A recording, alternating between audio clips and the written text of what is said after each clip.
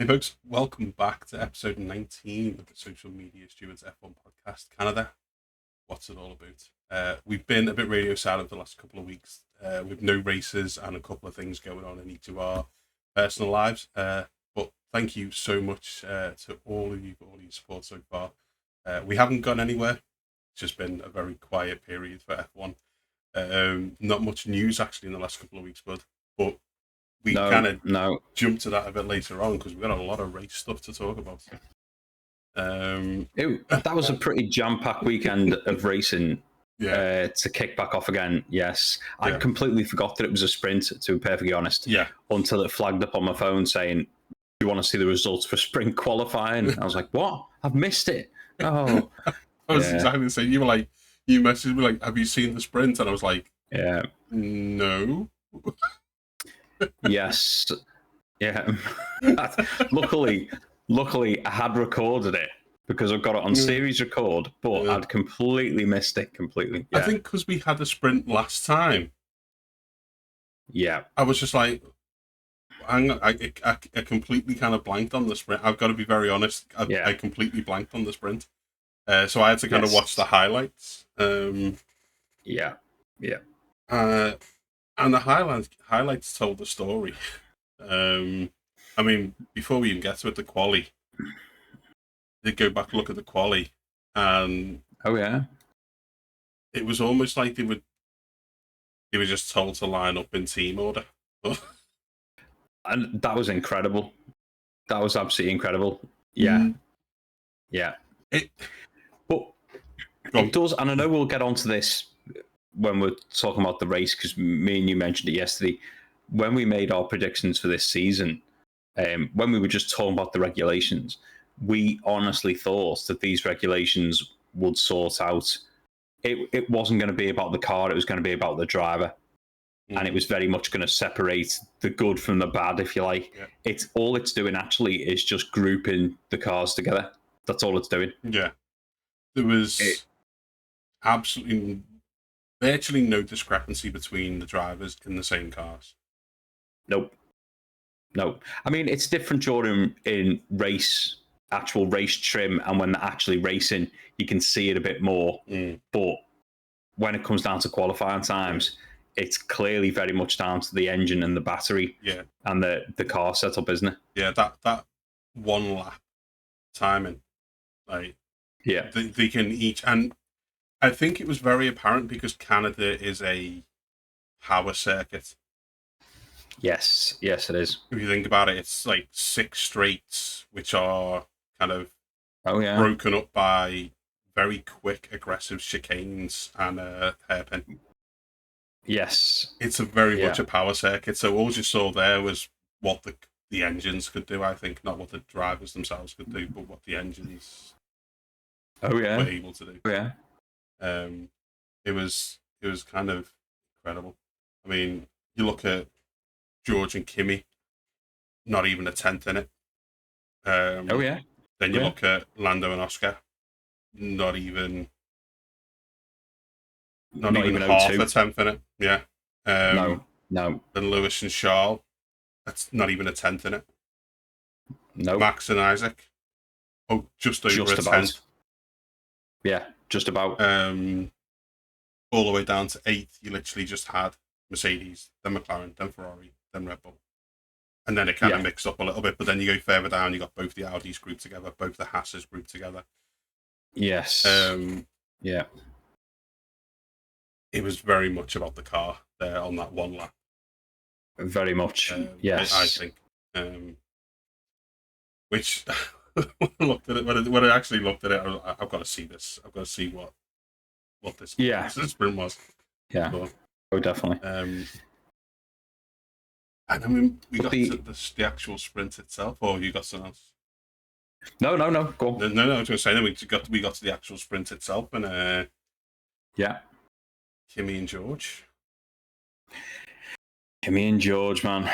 I mean, it's an entertaining battle to watch, isn't it? Because you've got Mercedes' number one driver against the bloke who thinks he's number one, George Russell. And I'm sorry, but Kimi this year, he has come out and you can see how special he is. and he has got that car absolutely nailed. Yeah. I mean, okay, he had a poor start in the sprint, bit of a bad launch, but he certainly made up for that. Certainly did. Unfortunately, you know, the way it's viewed, there's a few different versions of this. But when he tried overtaking George into, well, it was just round turn one, wasn't it? Yeah. Going towards turn two, he was pushed off the track. Yeah. Looking from the outside, it doesn't look like he's quite ahead of George. But when you watch the onboard, he's ahead. That's his corner. And he's pushed off the track. And I don't understand why that wasn't even flagged to investigate. Yeah, I don't get that. I didn't get that at all. You're going on about like you want them to race. Okay, fine. Right. Yeah. But if a driver has bought the space, it's that Fernando Alonso thing that all the time you've got to leave the space. If the driver's bought the space, they're entitled to the space, and the steward should have been all over that. Completely. It wasn't like it was his back wheel. He was up against George's back wheel. Mm-hmm. He was mirror to mirror. No. Oh, yes. And George didn't even attempt to give him room. No. George went straight for the other apex and pushed him right off. And not even noted. No, that's what I mean. Yeah. You know, you're kind of looking at it, and what annoyed me after that was it became, and it all weekend it became very apparent where Toto has put his eggs. Yes. What basket he's put his eggs in. Because Kimi had every right to be upset. He had every right to be annoyed. Oh yeah. You know, he'd done everything he needed to do to buy the space, and was forced off track. And then he's basically told to just shut up and drive. Yeah. Exactly. Yeah. And you know, we don't get to hear all of the radio stuff, but if there had been a radio message to George saying, "Listen, George, that was out of order. Kimi was there," we would have heard that. Yeah. We would have no doubt heard that over the what's the word? Presentation. But we didn't. All we heard was, right, Kimi, stop moaning and drive the car.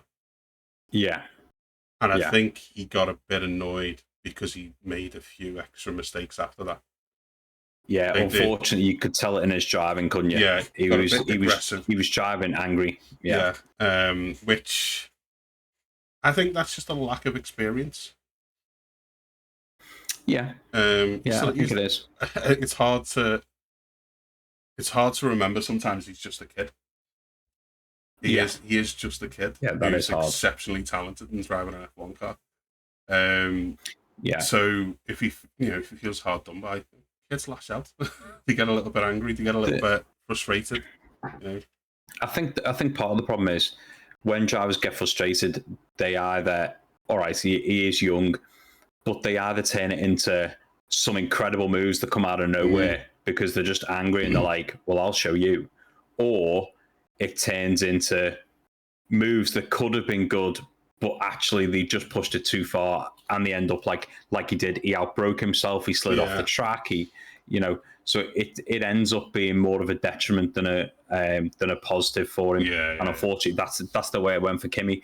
And we've seen the same even with people like Hamilton and Max. When they get frustrated, they will push it, and sometimes it works out amazing, and you get some of the most incredible overtakes.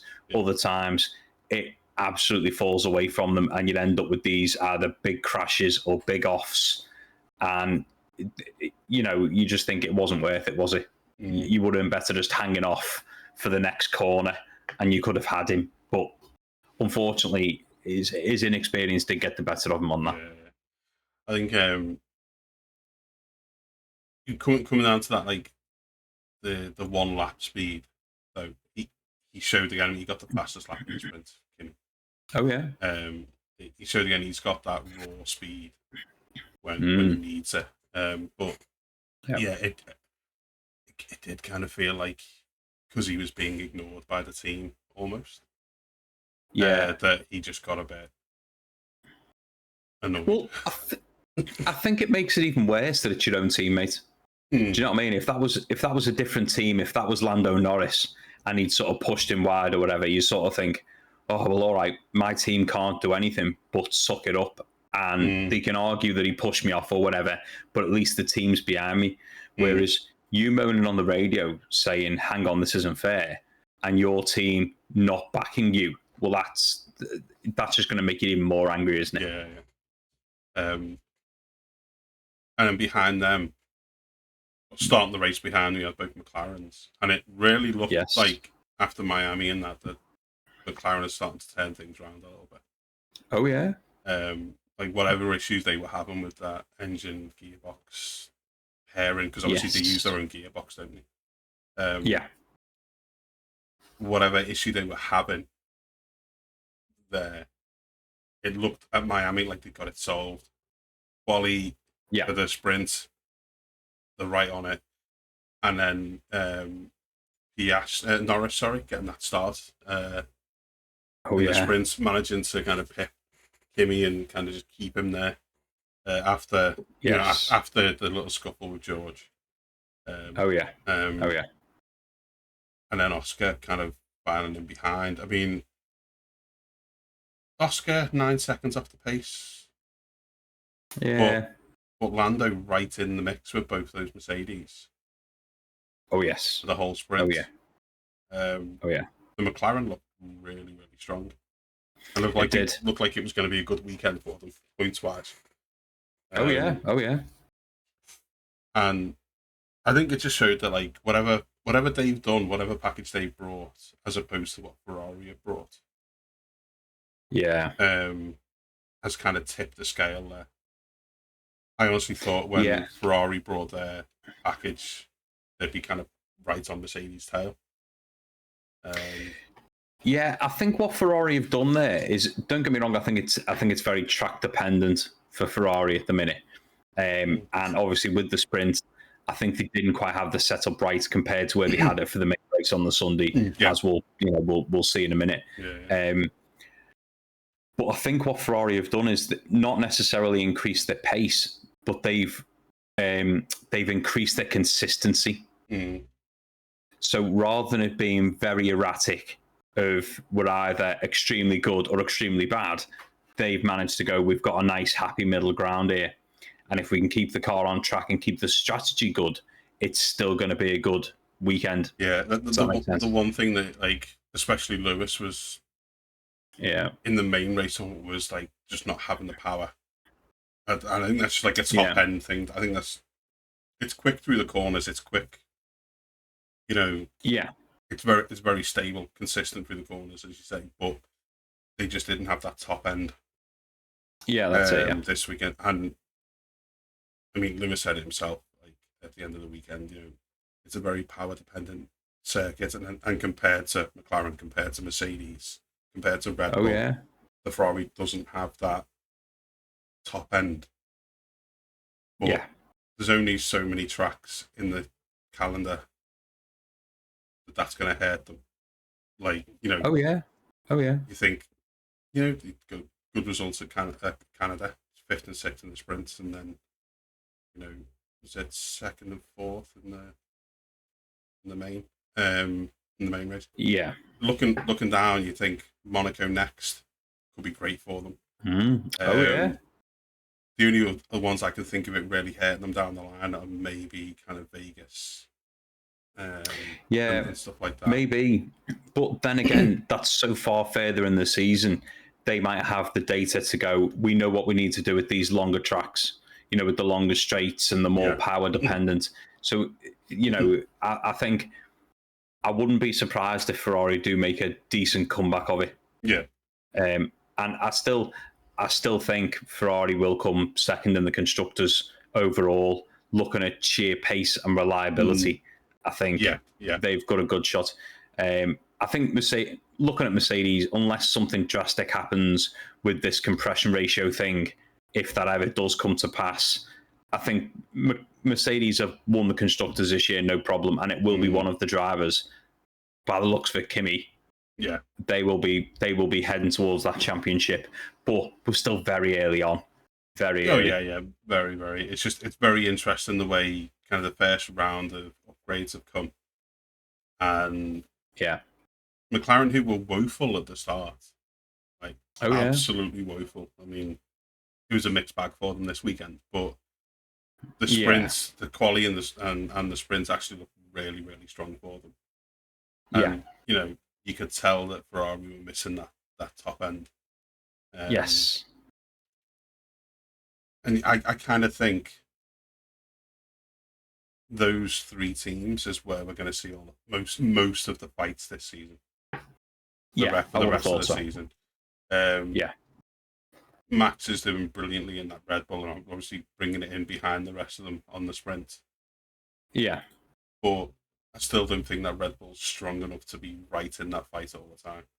Yet. Yeah, maybe not. Maybe not, no. But again, I don't think it'll take much for that Red Bull to become in the fight. Not, I wouldn't say with the Mercedes, but certainly with the Ferraris and the McLarens. Yeah. It's, yeah. But it was definitely an interesting little sprint race. But one thing I would say, though, is considering it was only, 23 laps, from 16th down, they were a lap behind. Yeah. No, sorry. Yeah, 16th down. 16th down. Yeah. 16th down, a lap behind. That is incredible in 23 laps. Incredible. Worrying. Yes. Yeah, very worrying. Very, very worrying, because that's 1, 2, 3, 4, 5, 6 teams represented there. Yeah. Yeah. Half the grid.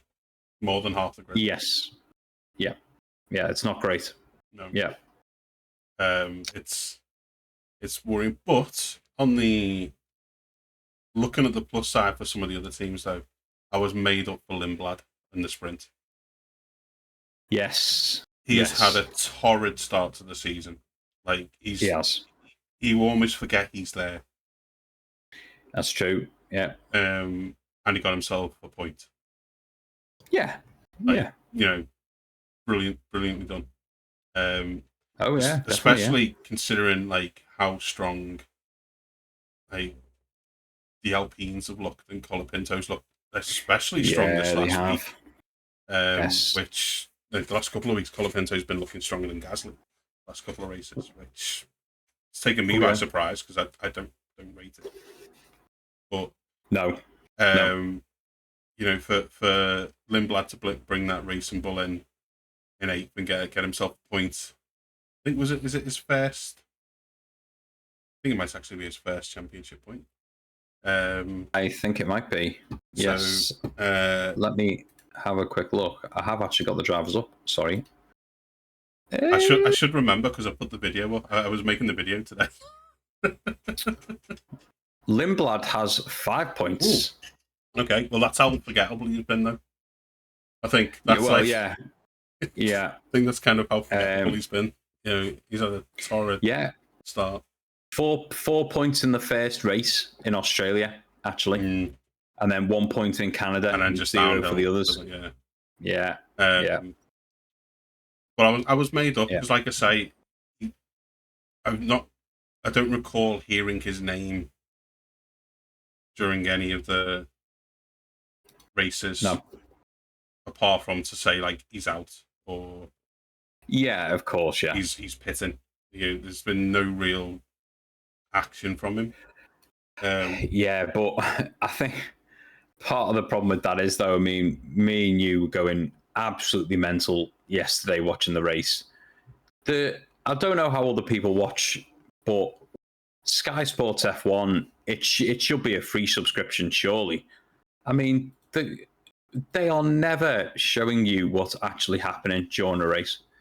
I mean, at one point, they came over the, commentating and saying, "Oh, Russell's just taken back Antonelli," and you're like, "What? When did Antonelli go past Russell?" Yeah, we never saw that at all. And then it took about 2 or 3 laps for us to get the replay of Antonelli going past him because George locked up.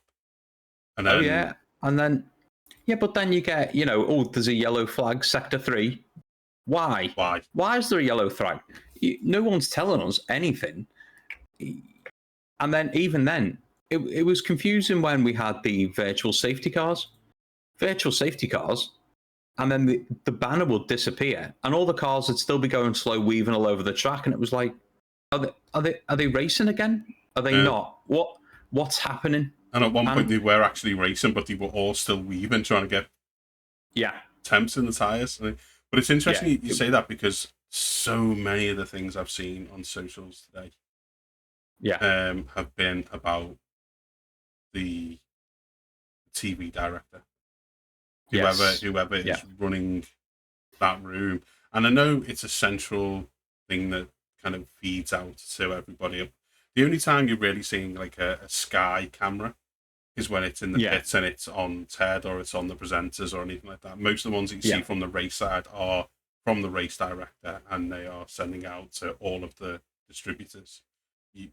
Most of the, like that 99% of the shots you see. But whoever's in charge of that this season, they need to replace them, because every week has been the same. Every week has been, we're seeing a bit of action. We're going to show you it like over here, because like we've only just got the footage to show you from the director from 4 laps ago. It's almost as though it's like it's almost like it's a voluntary job, and it's like, well, it don't need to be that good. It's just a hobby. I mean, you're like, no, but it's been bad all this season. It was getting bad towards the end of last season, but it's been catastrophic this season. It's like they're letting the apprentice do it. Just replace him. It's awful. No, that was bad. Yeah, we didn't have a clue what was going on half the time. No. But neither did the commentators, to be fair. No. That was a frustration. But I mean, with the sprint, it was fun seeing Kimi and George having a little bit of a fight. It was great to see the McLarens in there. Great to see them blading. But I'm looking down on it, and I'm like, Sainz in that Williams. Okay, he didn't score any points in the sprint because he came in 10th. Yes, of course. Yeah. But the last couple of races, that Williams in the midfield has come alive. It has. Yeah. Whatever issues they were having at the start of the season. I mean, Albon's not doing so great. Maybe he's just not adjusting to the new regs as well. Maybe. But Sainz is he's right in the mix with those other midfield cars now. Yeah. I mean, the good thing for Sainz is he's used to driving a bad car. He used to be a Ferrari driver. So he's used to putting up with that, adversity, isn't he? He's used to driving a bad car. The difference is now, when he's having issues and he tells the team, they actually listen. That's the big difference. Yeah. So I never had doubts about Carlos Sainz, though. He's always been a good driver.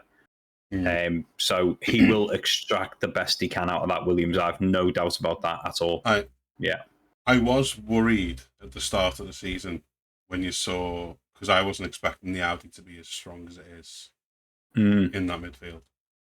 When you saw how well Bortoleto and Hulkenberg were doing in that Audi the first couple of races, I was like, "Oh, did he make the wrong choice?"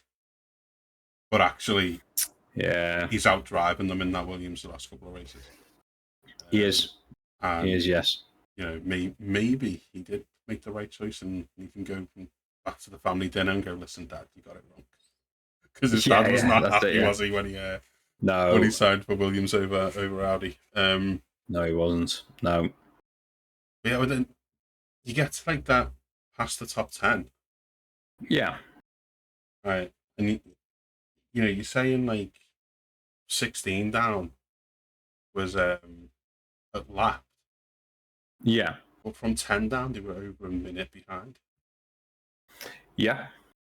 Yeah. You get to Lawson, it's 61 seconds. Yeah. Bortoleto right on his heels, but then... So essentially we were maybe a handful of laps away from everyone up to 10th being left. Yeah. Yeah, pretty much, yeah. Just have a look at this. Yeah, well, I don't know how you solve that though. That's the problem. I mean, there's always been large gaps down to the bottom, hasn't there? But if that was a full grim. race, if that was a 70-lap race, I'd look at that and go, all right, okay. Okay, so You see if that you season looked at in, it, season out. so if you look at it for Hulkenberg in 15th, let's say, at 72 seconds behind in a 23-lap race, that's 3.17 seconds a lap slower. That's grim. That's grim. Yeah. And he's not 3.2 down every single lap, because you'd see it after lap one. You know, there'd be a gigantic gap, and there isn't normally. They're all still pretty bunched up, but it's just it loses pace quickly. Yeah. And where that's down to, is it punishing the tires? Does it run low on power when it's in, dirty air? Does it not handle it very well, or what is it? I couldn't tell you. I mean, there's a lot of factors. That's grim. There's a lot of factors. Obviously, there's the speed of the car. There's any race incidents that they might be involved in, and all that. But it's not like this is an unusual thing this season. No, not in the slightest. No. You could, if it was a one-off, you go, oh wow, yeah, maybe a couple of bad, pit stops or a little bit of contact here and there. Maybe couldn't get grips with the car, but it's more or less every race. It is, yes. And it's compounded by the fact that, I mean, we had 21 of the cars finish the sprint. Yeah. But I did a tally up before when I was doing the video with the results. Because I was like, I'm curious, for 5 races in, how many DNFs have we had? How many across all the races in the sprint? We're at round 5. Have a guess. 15. 32. What? 32 DNFs in 5 races. Wow. Including the sprints. 32. Including the sprints, yeah. 32. That's incredible. That is, I would never have guessed that. And you've got the lower half of the field being lapped. After 20 laps, 23 laps. If you put it all together, it looks like a bit of a sorry state of affairs. It does. Yeah, it paints a grim picture, doesn't it? I get it's new regulations, you've got reliability issues and all this, and all that will probably be ironed out. 32 DNFs across 5 weekends. Yeah. If we'd had those other 2 races, at this point we could be looking at 40 plus DNFs. Easily, I reckon. Easily. Yeah. Wow. Yeah, I would never have guessed that. Never. So not only are the bottom half really slow, but there's a slew of unreliability across the whole field as well. Yeah. Yeah, definitely. Which we'll come on to Max and stuff like that, but last weekend he was driving a car for 24 hours. Yeah. Gave up after 21, but Oh yeah. You know what I mean? It's like, and yes, cars do DNF in other motorsports. Oh, of course, but yeah. This just seems like the back end of the grid is so slow and there's so much unreliability. Yeah, and to be fair, you look at most of the unreliability issues when they've gone, oh, what happened to your car? Well, the battery just did this, and it shuts the whole thing down. It's done. Do you know what I mean? It's not like the battery died, but I could still limp it back to the pits on the engine. Do you know what I mean? It's there has been a lot. Shut off. Oh yes. Yeah. I was just amazed. I was putting the video together with the results, which is on the top right of the video. For anyone who's listening on the other stuff, you can't see it. But I was like, went to like the main race. And I was like, wow, like 6 DNFs in the main race. I'm curious now. I went back all the other race results, and I was like, oh my. Oh yeah. 32. One of them was a DQ, Yeah. but it's still a DNF. Yeah. But 32. Wow. I was just like, okay. Wow. Right. Yeah. I'm going to keep a tab on that for the Yes, whole definitely. season. Yeah. And I might even make a little graphic to just kind of pop up, just like DNFs this season somewhere on the video. Okay. Let's play a quick game then. So we're what, 5 races in, including sprint race, with sprint weekends. And there's been what, 34? 32. 32. Right, okay. Ooh. We've got another 17 races left. If they don't add the other 2 in. Okay. So what do you reckon is the final number for the season of DNFs? 112. Oh. I'm going by averages. 32 after a quarter. I'm going. Yeah, I was gonna say 103. I'm gonna go 112. Okay, I'm going 103. Let's see who gets closest in DNFs. Now, I know there's going to be some people who are like, oh, they'll get reliable across as the season goes. They might do, and we might only get to 100. Yeah. But yeah, I'm going to keep a tab on that.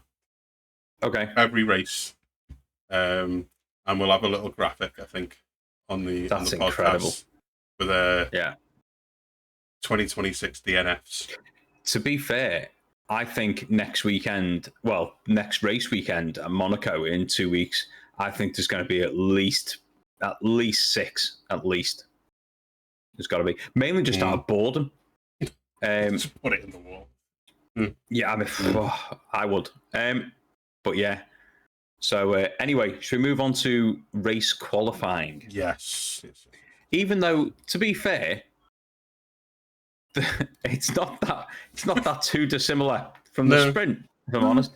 I mean, Mercedes again looking out the front row. George and Kimi, they both did a great job again. Not even 0.1 in it.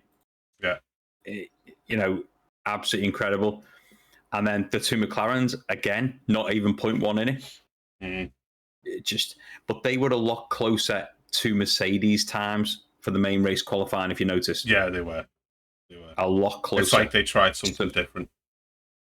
Yes, there's only 0.15 between the quickest time of Russell and the quickest time of Lando in third. So it's not a massive difference. They certainly got the setup a bit better.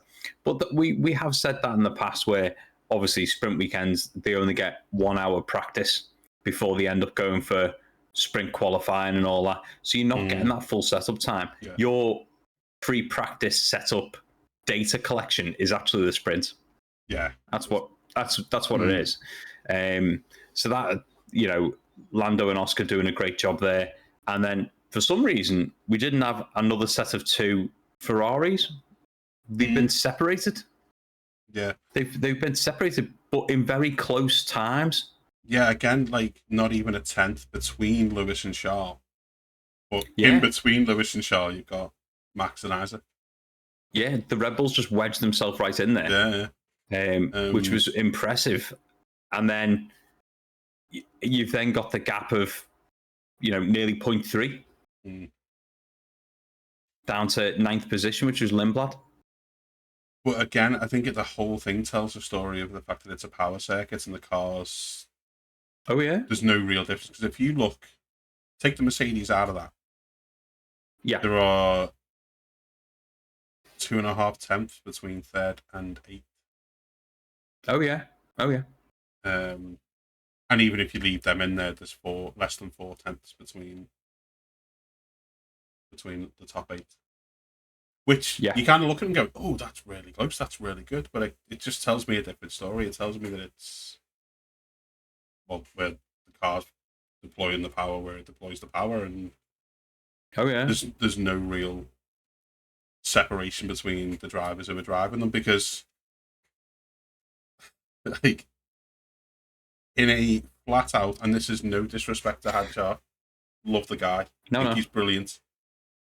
But you're going to tell me that guy in a flat out quali is going to be that close to Max? Oh yeah. Oh, on yeah. a track that requires a little bit more driver input. It's no Yeah. disrespect to Isaac. I think he's brilliant. He's got a bright future. He's a great driver, and he's Oh, yeah. he's in a good seat, and I wish him the best, the absolute best. But not even 400th between him and Max. Oh, yeah. Oh, yeah. And this is not glazing Max. It's just No. writing the story, between them. Well, to be fair, because it backs up completely what you're saying in the fact that look at between Lando and Oscar, right? You've got 0.6, just under 0.6 of a second there between the two. Last season, they weren't that close.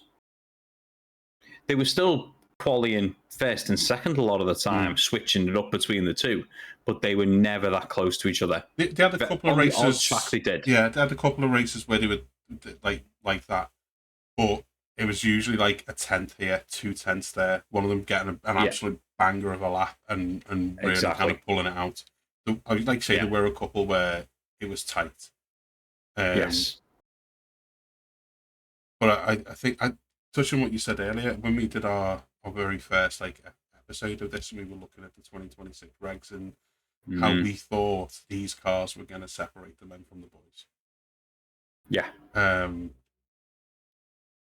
And it's just exactly the opposite. It's bunched them all together. And some people go, "Oh, that just means that you got your teammates fighting teammates." Yeah, but it's artificial. Yeah, it's manufactured. There's no. What I want to see is put two drivers in the same car, and let them show me who the best driver is out of those two.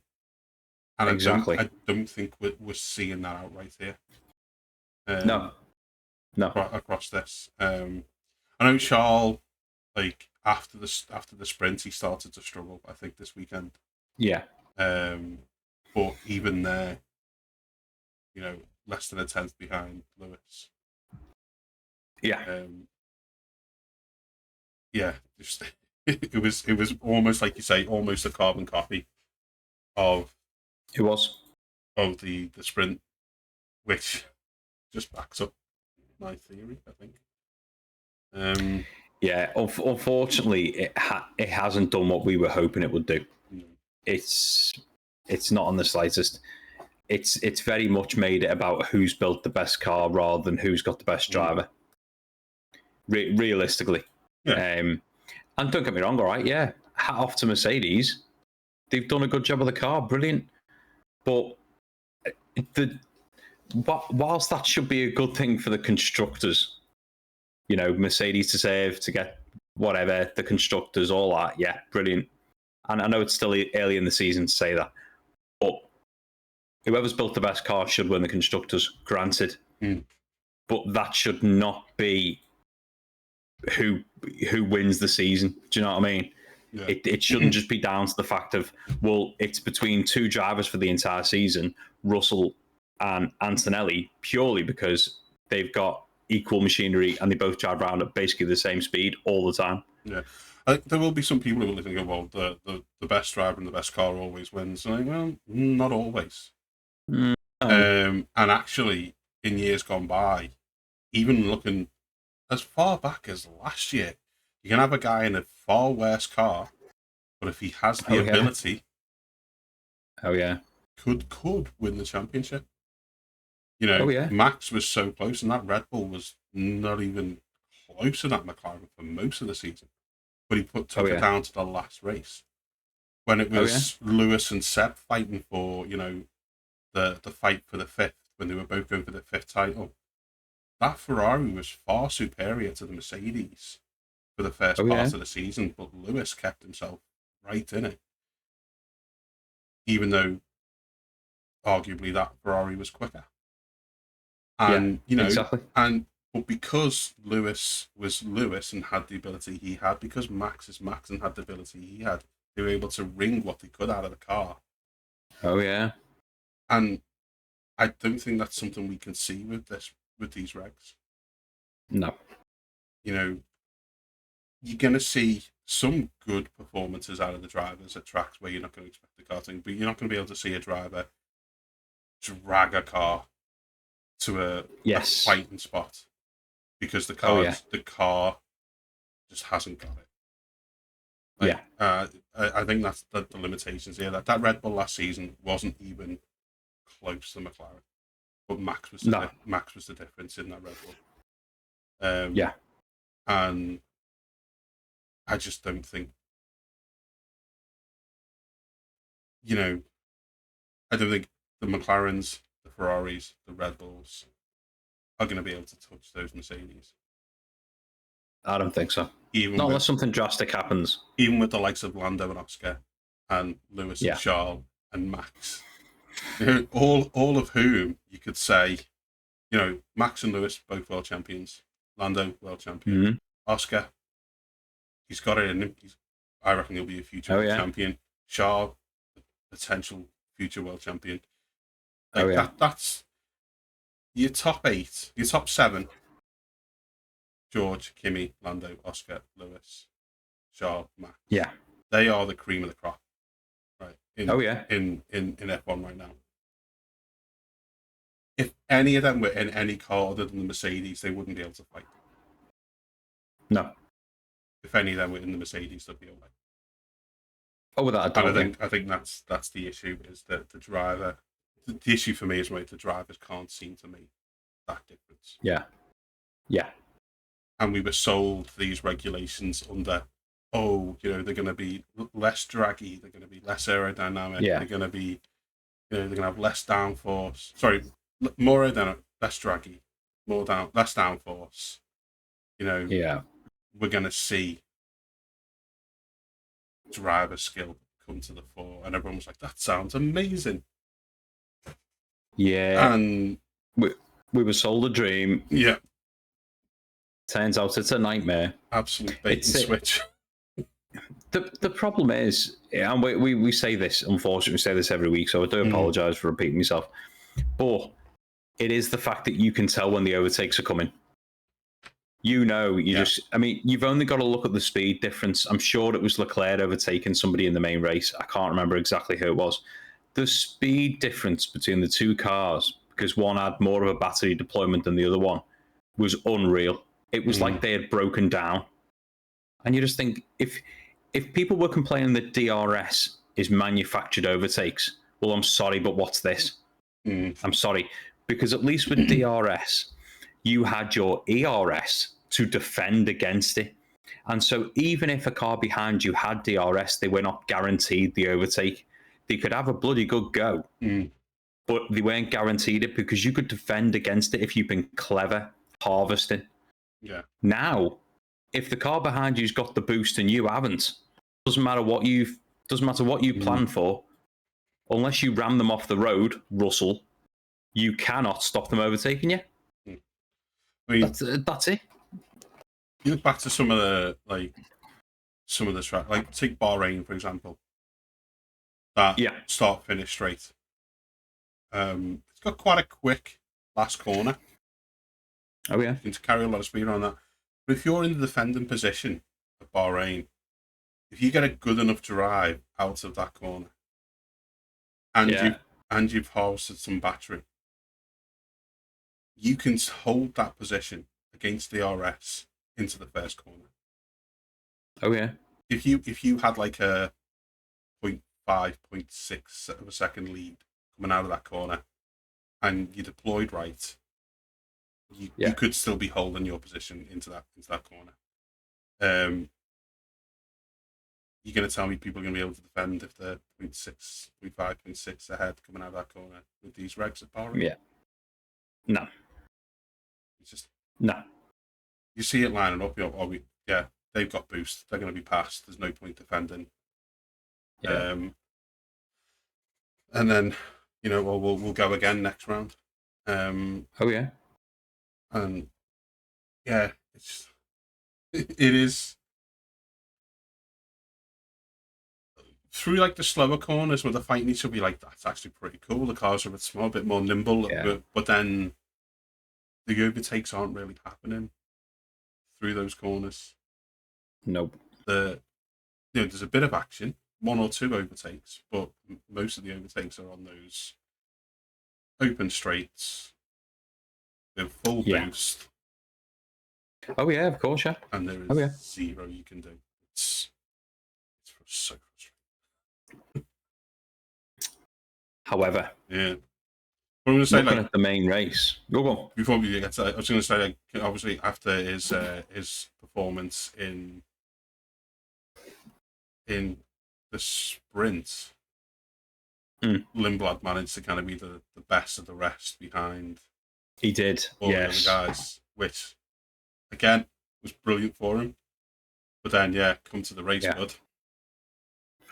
Yes. Well, I mean, to be fair, we got a bit of excitement anyway. So we're waiting, obviously, for the race time to come along, because UK time, it was 9 o'clock at night for the race. It's waiting all day for the race, and then we turn over the channel, ready, and we're thinking, "Oh, it's raining a bit," and then it's like, actually, it's not really raining, is it? It's just spitting. And then, they gave us everyone's tire allocations. It was like, ooh, it's a bit tasty for McLaren, isn't it?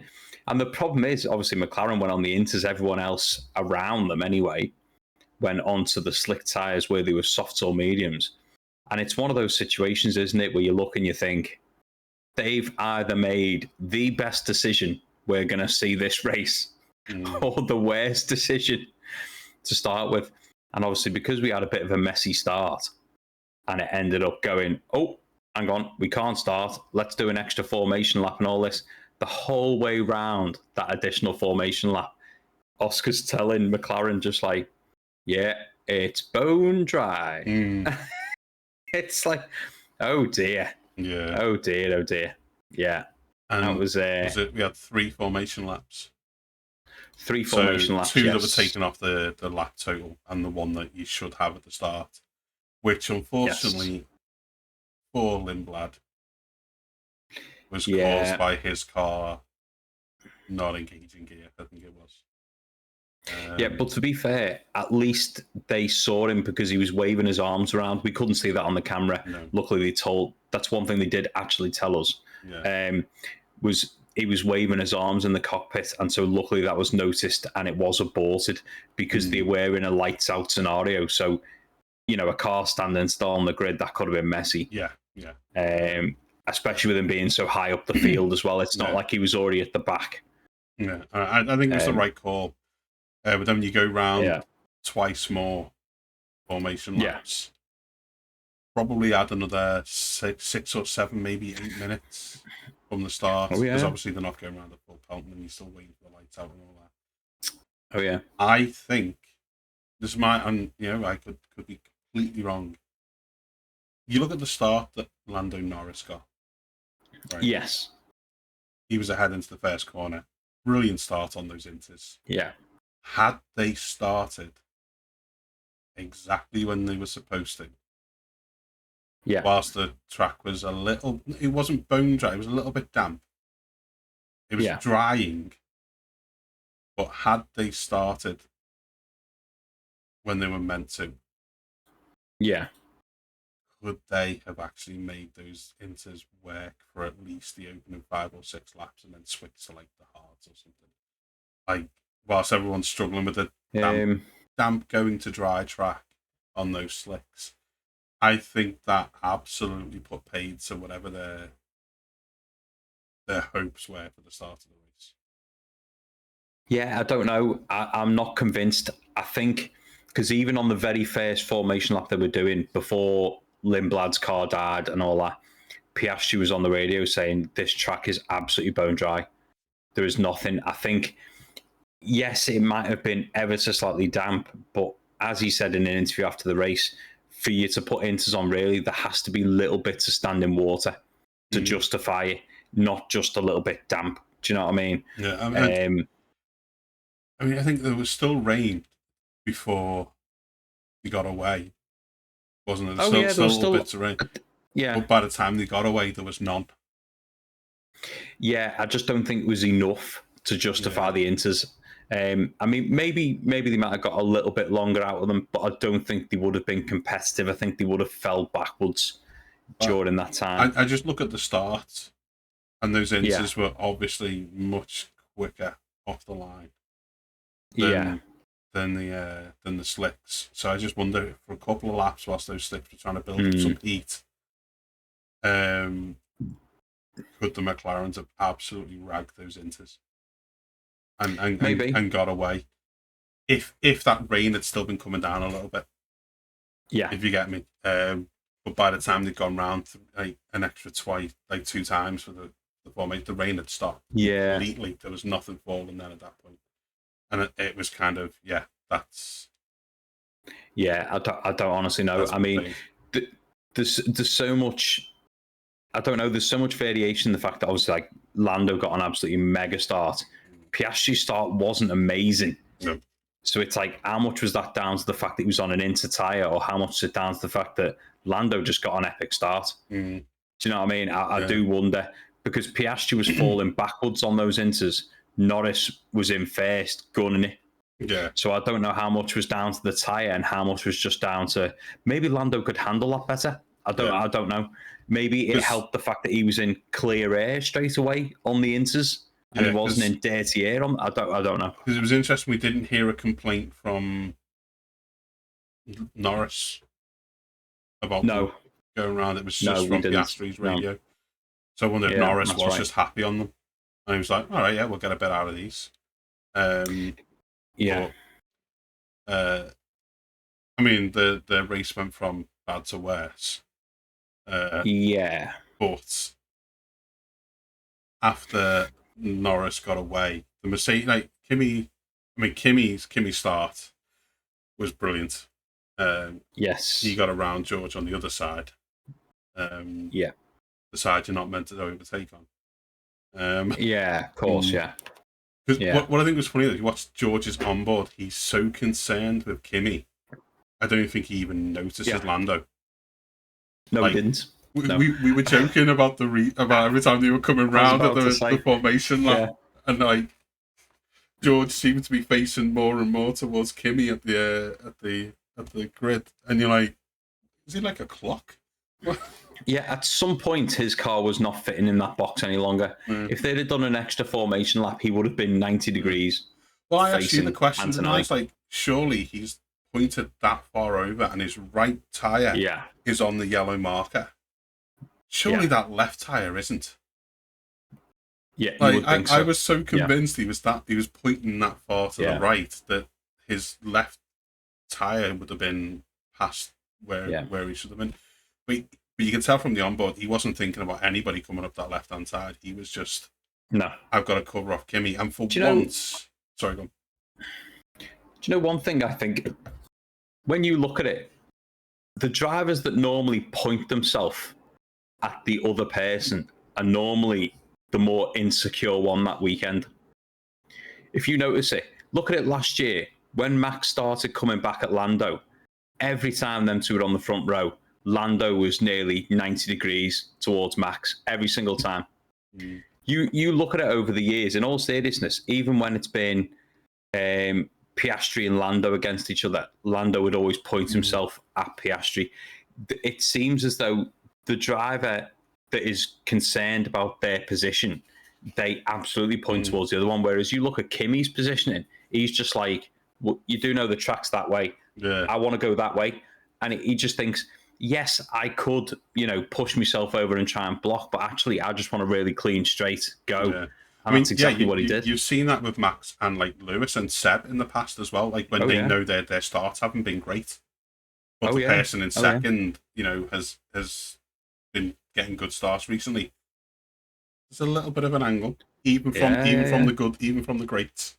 Every now and again, they're like, I've not been a, but it's usually the one who's like not been having the best of starts, or and if I was George, in my mind, I'd have been going, I've been getting much better starts than this kid all year.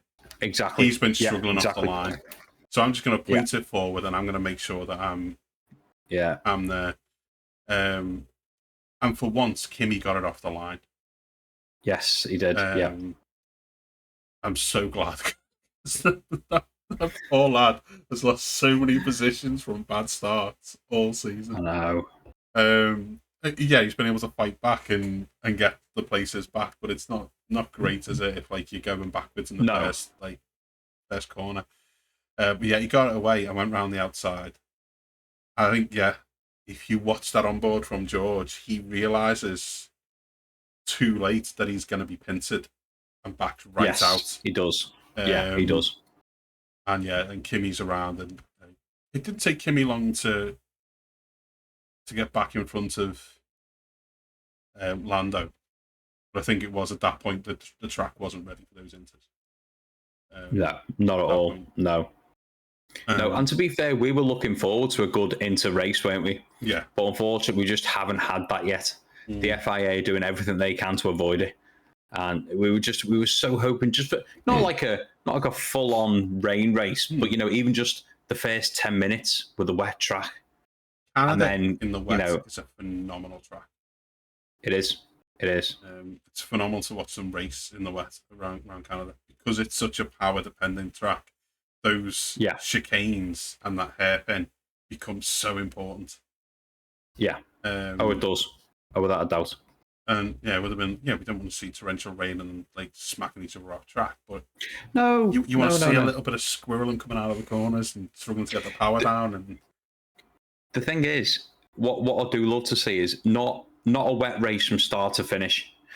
I love seeing it where they either start wet and then it's who gets the strategy right as it's getting dry, or a dry race that turns wet and it's who gets it right. That puts so much interest in it, especially on a wet weekend. And of course, I don't want to see it every track and every weekend and all that. But when they do happen, it's like, which team's going to get this right? And it makes it so entertaining to see, because the one lap difference in a tyre choice can make the world of difference. Yeah. And bear in mind, if McLaren had got that call right at the beginning of the race, and it was a little bit wetter than all the other teams had anticipated, they would have been gone, and it would have been the best call they could have ever made. Yeah. And I completely understand why they gambled. Yes, it was wrong, but good on them for taking the chance. Yeah, so do you know what I mean? Apparently, I'm okay with that. Oscar said after the race that it was a group decision. Yeah. So he was asked about it as well, and he was like, "Yeah, let's go with the inters." Obviously presented the data, and both him and Lando were like, "Okay, let's go with it." But it just takes me back to last season, with the 2 pit stop rule, the 25 lap rule, and Andre Stella being on the thingy to Zach going, no one's pitting. So they always go past, and then everybody comes in and they're still out on the wrong tyre. It's just kind of like, great strategy call with the tyres, boys. But then we kind of settled into the Kimmy George show for. We did indeed, and it did get a bit feisty. Let's face it, and it is good to watch.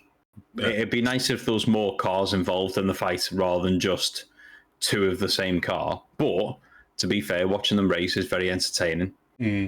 But unfortunately, the exact same thing happened as to what happened in the sprint race. Yeah. George pushed Kimmy off, coming to the wall of champions, wasn't it, down the back straight? Yeah. And it's just, I think, all right, don't get me wrong, of course he's got to defend, of course he has, but not pushing your own teammate off the track. Because it's going to end in a massive crash, because at some point, Kimmy's going to go, I'm not moving. And it's just going to end in a big crash. He did exactly what he did at turn 1, which was he went into the corner and just went for the apex of the next corner. Yeah. He didn't even kind of act like there was a car on his left. No, he didn't. And again, it was a scenario where Kimmy was more than enough along that he should have been afforded to. And if you want to make the arguments about it, yes, he was the overtaking car, but at that point, he was on the racing line. Yeah. So, he's got every right to defend. No, he doesn't have any right to push a car. And what annoyed me after that was the radio call. Yeah. You're going to have to give that place back. Why? Oh yeah. And I understand like Kimmy going like, what? Why do I need to? He pushed me off. What's the point? Yeah. And again, it just very much felt like right. Toto's put his eggs in the George basket, and George is getting the treatment rather than George being told, "Listen, wind it in." It's the second time this weekend you've pushed your teammates off track. Yeah. It was Kimmy. You shouldn't be trying to overtake there. Get back behind him. Oh yeah. And he's like, oh, I felt fun, but I was glad. I mean, he did look like he started to push again a little bit after that. Like he got a bit annoyed, but he kind of reined it in quick enough that he didn't. Yeah. Collect. I mean, because at one point he did nearly collect the back of George. Yes, he did. Yeah, I mean, it looked very much like Kimmy went, do you know what? I'm going to bide my time. Just you wait. And it was almost as though he'd gone, do you know what? I know I can get him because I'm going to end up with the boost that he's not going to have. I can do this. Let me just sit here for a minute. And it, you know what I mean? He sort of calmly collected himself. Yeah. And so it did look like he wasn't as frantic as what he was in the sprint race. Yeah. Definitely not. No. That battle could have gone all race. Could have gone on all race. I gotta be honest, because of the way that Kimmy was being treated, or the way I felt Kimmy was being treated all weekend. When George pulled over to the side of the road, part of me was like, good. Yeah. Completely agree. Because why isn't Kimmy allowed to race him? And why is he allowed to do that to Kimmy? And Kimmy's the one getting it in the ear from Toto. Why is it? Why are they backing the guy who's second in the championship, who hasn't been as quick as the young kid all season? I know we're only 5 races in, but Kimmy is the man up front leading the drivers' championship. He's been consistently quicker. Over 1 lap pace, because he's been getting the fastest driver, the fastest lap of last couple of races. Yeah. So when George kind of just went over that, at first I was like, oh, he's outbraked himself, and then he just slowly pulled up, and I was like, yeah, I've got no sympathy there. No sympathy. I mean, the thing is, because, all right, okay, Antonelli's head in the championship, but it is still early days, so I understand if you didn't want to, say, oh, this driver's, we're going to prioritise them because they're head in the championship. It's still far too early for all that. That's fine. But all you need to do is turn around to your drivers and say, hey, listen, I want it to be fair. I don't want either of you pushing each other off track as defending. That is not on. Because you wouldn't get away with it pushing any other driver from any other team off track. So don't be doing it to your own. It's as simple as that. And I know that Toto's given them a new rule, hasn't he? Of saying, would Max leave a gap? So if you're defending, would Max leave that gap, or if you're going for it? Well, I'm sorry, but the answer's always no then, isn't it? Have you ever seen Max leave a gap? The answer's no. And I'm sorry, but that's a stupid statement for Toto to make anyway, because every time Max closes a gap, he's on the radio to the FIA saying he needs to leave a gap. So you can't then tell your drivers, would Max leave a gap? Because the answer's always no. Yeah. So which way do you want it? Yeah. Wouldn't it be easier just to tell your drivers, look, I'm more than happy for you to fight, but keep it clean. Don't be pushing each other off track, and I certainly don't want any collisions between the two of you. Yeah. I mean, it's that easy. That would like, I didn't know how official it is, but there was a lot of talk, wasn't there? But that would Max leave a gap? Like, yeah. I'm kind of thinking about going like, or would Max kind of, well, actually, in my mind, I'm like, well, if Max pushed me off there, I'd be expecting the stewards to be investigating it.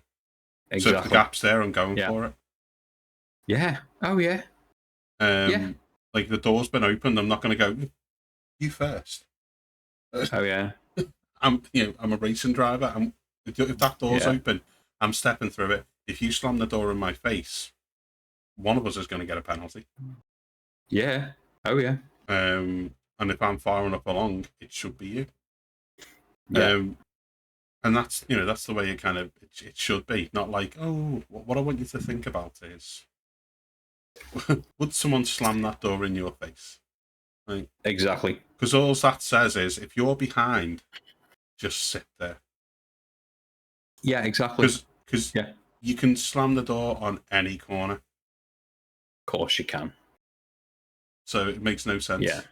Like, No. But I do completely agree. I mean, when Russell, I thought exactly the same as you. I thought, oh, he's outbraked himself and gone straight here. And then obviously he pulled to the side of the track, and it was like, oh no. Oh, that's terrible. Oh, poor George. But I wonder what's I had happened. the same sort of thing. Yeah, well, I had the same sort of feeling.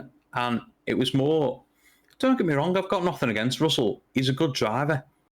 But he acts as though, this year is my title, get out of my way. And you're like, no, hold on a minute. No, that doesn't work like that. And he's been like that ever since he moved to Mercedes. He was a lot more humble when he was at Williams. Yeah. Ever since he's moved to Mercedes, he's been, I'm now at Mercedes, where's my title? Well, I'm sorry, George, but you're going to have to wait. It's Kimi's turn. And but it was more, obviously, me and you have already discussed this matter. When he pulled over to the side of the road, yes, I understand he was annoyed, as you would be. Who wouldn't? But when he grabbed that headrest and threw it out of the car onto a live track, why has that ended up as only a fine? Because he's got the headrest, he's thrown it onto the track, he's got out the car, and it's not like he went to the front of the car and grabbed it and put it back in the car. If he'd have done that, I'd sort of go, all right, fair enough. He's having a tantrum, but he threw it onto a live track. Yeah. Now, I'm sorry, but that is not a 12-month suspended fine of $5,000. It's not. Throwing a tantrum. If you did that, if you managed to pull it into the pit lane and you threw it, all right, threw it at one of your mechanics or whatever, all right, give him a fine, whatever. Throwing debris onto a live track is a grid place penalty every day of the week. Every day. Yeah. We before we went live, before we started recording. Yeah. We looked it up, like Charles Leclerc got a €10,000 fine for swearing in a press conference. Oh, yeah. No one was hurt. No one was potentially hurt. There was no danger. Oh, yeah. €10,000. Yeah. Throwing a part of your car onto a live track, then not collecting said part of your car. Suspended $5,000. Yeah. Yeah. Make it make sense. Well, make it make sense. I mentioned this to you, John, when this was happening during the race. Isn't it that once they get back to the pit after the race, they have to remove that headrest, remove the wheel, get out the car. They can have the little celebration or whatever they're doing, but they have to put the wheel and the headrest back. Has to be otherwise, with the car. Yeah, but you think, well, all right, but there is a penalty for that, isn't there? If you don't do it. Well, it's one thing to just forget to reattach it to your car. It's another thing to throw parts of your car onto a live racetrack. I could understand if his car was, on its side and he was in a panic and he just punched it out the way to get out of his car, to get out of danger. Yeah, okay, fair enough, no problem. But when you're just throwing a hissy fit, I'm sorry, George, grow up. Absolutely grow up. It was the absolute definition of throwing your toys out the pram. Oh, without a doubt.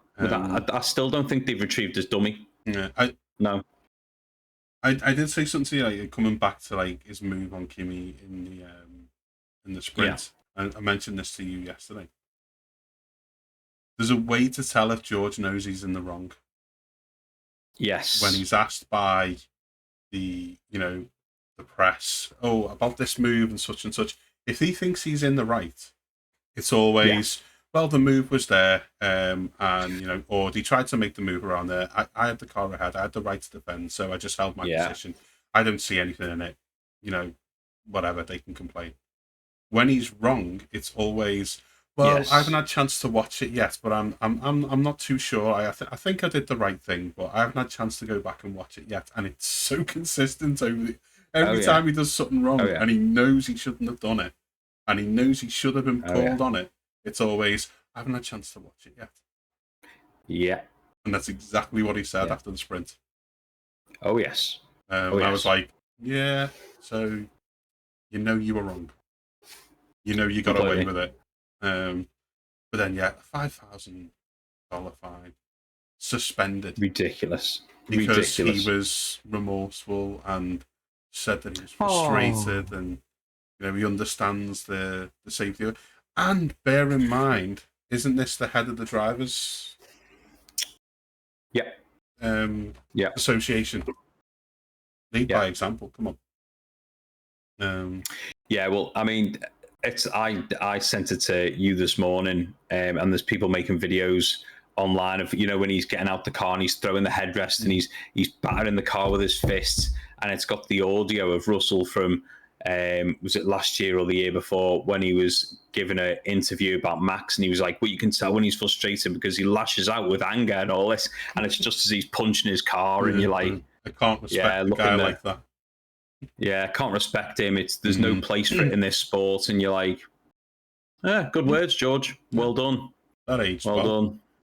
Yeah, it didn't adjust. Yeah, but that's the thing. I mean, you can understand drivers getting frustrated and everything, and by all means, give your steering wheel a punch and all that, whatever. No problem, but don't be throwing stuff on a track. No, That's just stupid. because the thing is, he could have thrown that out, and it could have got like the wind could have pushed it across track into somebody's way. You know what I mean?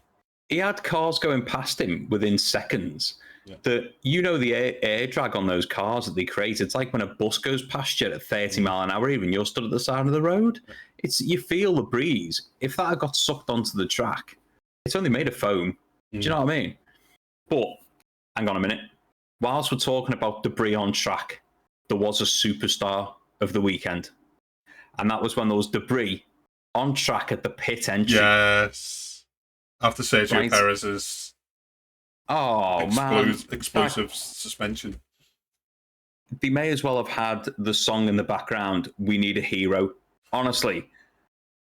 He came onto the track, he legged it on, he grabs the piece of carbon fibre, and then he's legging it back towards the fence. And as the camera pans around, there is just a square in the fence. And he doesn't slowly climb through it. He jumps head first through the square. And it just makes for brilliant watching. Yeah. That's absolutely brilliant. That was the movie. But I just thought commitment to no end. Absolute commitment. Move of the day as well. That was brilliant. I tell you, what a guy! What a guy! Yeah. He's. You can tell that was the highlight of his weekend. He was just like, I've got one thing to do here. Yeah. And I know what I've got to do. It's my time to shine. Exactly. That really made me chuckle. I really enjoyed that. That was good. That was fun. But yeah, but after that, it was kind of clean sailing for Kimi. After George, went out. But again, when it comes to George's car, again, it just shut off. Yeah, battery issue. That was the thing. It just shut off, and he lost braking, he lost power, he lost everything. Yeah. But yeah, Kimi got through, and then it just wasn't in doubt. He was just hoping the same gremlin didn't hit his car. Yeah, of course. Yeah. But he was just gone then. That was it. And all the action kind of unfolded behind then after that. It did. I mean, talking about DNFs though, it is a little bit boring when the engine just shuts off because of a battery issue. But if you want to know how to do it properly, speak to Lando. That was, man. I mean, because they'd actually boxed Lando early in the race, and because we were looking, going, he hasn't had those tires on long. What's going on there? And they said they were boxing him for reliability. So I thought, they were tiring him, but no, they did something. It looked like they were clearing out a side pod. Yeah. And then they sent him back on his way. And then a bit later in the race, while listening to his onboard, when that gearbox popped, it was the most horrible noise ever. And it's luckily, I mean, he managed to get it straight off the track. No safety car needed, no nothing. But when you listen to the interview with him after the race when he was in the press pit, he said, "Oh yeah, there was bits of my car everywhere that should not have been metal there." in places and where it shouldn't be. You're like, oh my word. You're like, oh dear. It was a But horrible noise. that was a proper DNF. I Mm. mean, if you're going to do it properly. I mean, he did a good job of that. Yeah, that was an actual mechanical DNF. It was, yes. And it was their own gearbox. It was. Can't blame Mercedes for that one. No. But let's that face it, kind of made their day worse. It did, didn't it? I mean, but let's face it, they were not the only two DNFs. This has helped add up your tally. I mean, what we had: Sergio Perez from Cadillac. Well, starting off, Lindblad didn't even get off the line. Yeah, Lindblad didn't even start. George Russell, poor little fella. Fernando Alonso, we don't actually know what happened there. He just retired the car. I'm assuming it's reliability. They didn't give us much to go on, but it was a different issue than normal. Yeah, but he just pulled into the pits, didn't he? Yeah. And retired that. And poor Albon. Oh, poor Albon. He got speared. He got kebabbed by Piastri at the hairpin. I don't know what Piastri was going for. I think it was desperation. He wasn't even behind Albon. He was behind the guy behind Albon. Yeah, and it was sheer desperation. Yeah. At first, we thought he'd locked up because it just looked like an absolute spear job. But then you look at the onboard, there's no lockup. He just goes for a gap that was never, ever there. The gap on the guy in front of him, was it Bortoletto, maybe? I can't remember who it was. So. But that gap was there. Yeah. And if he'd have just got the car alongside and then just kind of and maybe attacked Albon down the straight, would have been fine. But no, the amount of smoke that poured out to the side of that Williams, that was done proper. It looked like he'd gone straight through one of the radiators in the side pod, hadn't he? But I think the reason we thought it was a lockup to start with is we'd seen the view from behind the Williams. So obviously all we saw was all the smoke. We thought it was a lockup. It wasn't. That was the radiators being punctured or whatever. But I did not feel sorry for him, to be fair, because he was all right. He wasn't doing great at the time, but he wasn't doing badly. He was working his way up. I wasn't sure if it was a little bit of desperation from Piastri there after the bad start on the wrong tyres, maybe. I think it was. I think he was just wanting to get back into the fight and just try and clear the midfield, so to speak. You know, the cars that he shouldn't be fighting against. And it's just unusual from Oscar. It is, yeah. He's usually very level-headed, very calm, very calculated. And then somehow he made it back to the pits. Yes. Because if you watch his onboard, he's almost collecting his front wing underneath the front tyres. He is, yeah. So he managed to kind of get a new front wing, get back out. He finished 2 laps down. And McLaren finished 2 laps down. Yeah, that's pretty grim. But yeah, Albon, poor guy, you know, ruined the car earlier in the weekend, taking out a groundhog.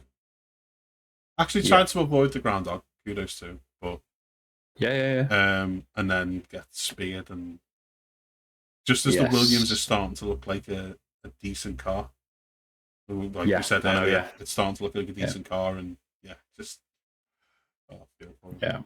The downside to the Fernando Alonso DNF is because Stroll has finished more laps than him now.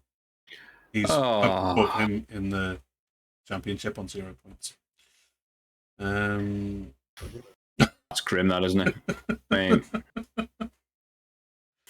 Do you know what is sad, though? When you look down the finishing order from the race, is, don't get me wrong, cracking top three, cracking podium. I mean, it's been a long while since we've seen a Lewis Max battle. Yeah. And even Lewis and Max loved it. And they both said so afterwards. That was a good little battle, to be fair. That was good. From anything after fourth position is over a lap down. That's grim. That is grim. Yeah. And I mean, it's not the first season we've seen this. We've seen this before, but that's a hell of a gap. A hell of a gap. Considering, I mean, to be fair though, Hadjar was a lap down, but he saved the most amount of penalties I've ever seen one driver save in a race. Yeah, I think he just stopped caring at one point during that race. Yeah, I think he just purely got angry. He just got angrier and angrier. Yeah. And luckily for him, he had such a buffer to Colapinto that when he got the 10-second penalty at first, it didn't matter. Then he got the stop go penalty. Didn't matter. Yes. So yeah, just a bit frustrating for him, but good points. Yeah. Which, let's be honest, Red Bull have been missing that number 2 driver getting points for a while. So definitely. So good that he's there getting them, but I think he just needs to calm down a touch and just. Yeah. But yeah, I think if Hadjar has a smooth race with no sort of incidents or things, he's very consistent. But if he's having a race where, you know, he gets cut off or he has little bumps here and there and he gets told off or whatever, it is like a red rag to a bull, and he loses that consistency that he's good at. And he just loses all composure. It's just it's just crazy. I know, like, Charles basically took responsibility for his rough weekend. He said basically he was the issue there, not the car. Right. That he just couldn't get it together. He couldn't get the laps in. He couldn't get the speed out of the car that Lewis could. Right. So you look at that, and he's finished 34 seconds behind Lewis. Oh. You kind of think Monaco, that's not going to be an issue. I don't think. I think no. I think both those Ferraris will be stronger on there. But yeah, that Lewis Max fight. It was nice to see a little bit of the old Lewis, kind of the bit between his teeth and hunting down Max, and he knew he had the pace. Yeah, and he was consistent. And when he got there, Max had all the tricks to keep him behind as long as he could. Yes. Yeah. Before eventually, it was a lovely move into the first corner by Lewis. Yeah. Oh, it was. And then in the cool down room afterwards, even Lewis said he couldn't shake him after he got past him. He couldn't shake him, so it was still all the way to the very end. They were still fighting, and hearing them both at the end when they're interviewing, going, "Oh, it was great to actually get a bit of a fight with him." Yeah, exactly. For all of the the Max fans and the Lewis fans and the press and all that going about how much these guys really don't like each other, got to race each other this weekend. It was boss.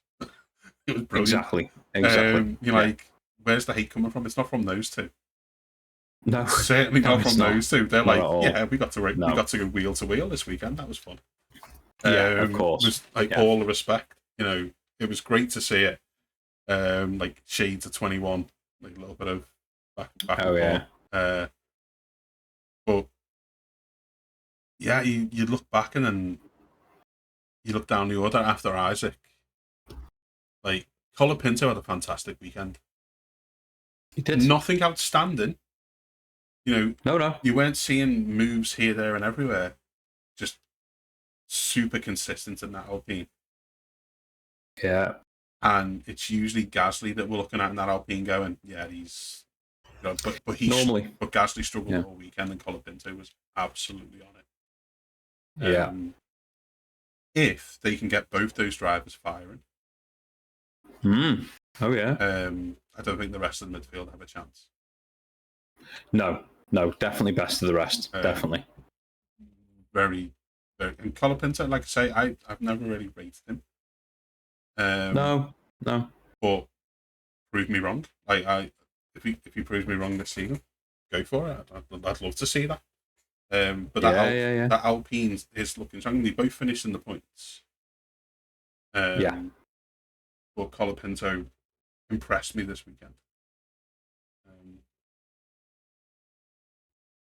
And then the other one that I was glad to see back in the points, though, Behrman.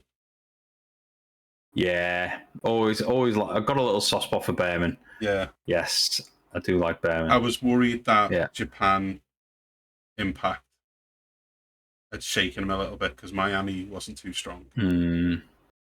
No, that's true. Yeah. So to see him kind of drag that Haas, because that Haas didn't deserve to go score any points this weekend. To see him drag it into 10th and get that point was good. It was, it was. I was just looking. I just thought I'd have a little look while we were doing that. So Franco Colapinto, he's on 15 points so far this year. Yeah, he's on 15 points, and Lawson is only 1 point ahead of him on 16. Behrman on 18, and then Gasly on 20 points. So it's only 5 point difference between Gasly and Colapinto. Yeah. So if they can get them both up to speed, they will be doing all right there. Yeah. I mean, because if you look at the driver standings, sorry, not the driver standings, I want the team standings. Yes. They've got a solid 35 points so far, albeit, which is a good 14-point lead in fifth. And the team behind them, Racing Bulls, in my opinion, have one of the weakest driver lineups on the grid right now. Yeah. So I actually think Alpine are quite comfortable there. Haas, I think Ocon's had one good race all season. Behrman's got most of their points, I think. Yeah, I think so. Behrman's got 18 points, so unless they can get Ocon firing consistently, they're not going to be a worry to Alpine. But I think that Alpine's a very good car this season. Surprisingly so. Definitely a best of the rest, kind of once you get out of that top four. Definitely. Yeah. But let me get back to the race results.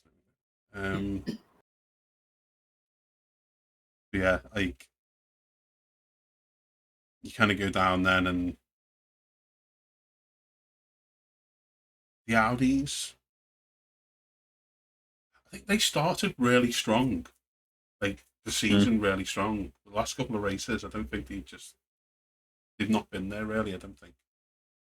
I just don't think they've got the setup right. No, I just don't think they've done it. But yeah, we'll see how their season gets on, I suppose. But yeah, they finished 2 laps down, and you didn't really see anything.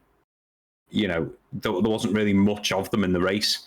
Never really saw much about them, to be honest. But it was an entertaining race. It was a good race, to be fair.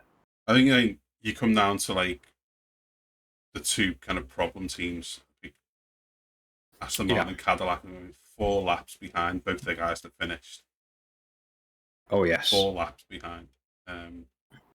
Perez's DNF was very interesting. It was what caused our super marshal to come on track, but you could tell he knew he had an issue coming into the pits because he was very slow coming into the pits and almost trying to ease onto the brakes. Then he went a bit too hard on the brakes, and that whole suspension just went. Yeah, he must have had a vibration or something in the car. Yeah, so he was saying he must have had an impact at some point that caused a slight fracture, and over the course of the race, it's just worn away and then blown up. But we said this at the start of the season.